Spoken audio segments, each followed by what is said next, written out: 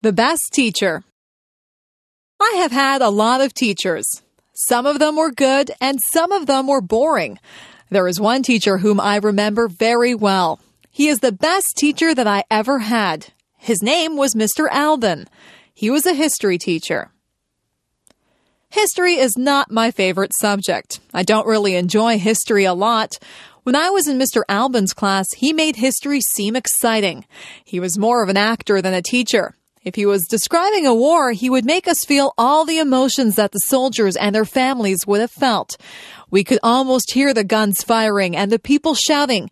He would paint a picture in our minds that was very vivid.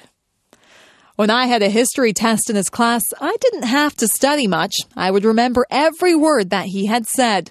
I would see him doing the actions that went along with his stories. He was very animated. He would shout out orders as if he was a general, or he would speak softly and reverently when describing the death of a great hero. The most important thing that I learned from Mr. Alban was that I did really like history.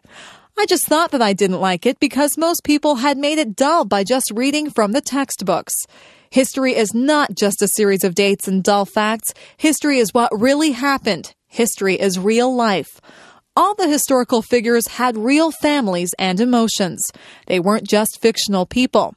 After I took history from Mr. Alban, I realized that I really did have an interest in it. He was my favorite teacher, and I will always be grateful to him for making me aware of just how interesting history really is.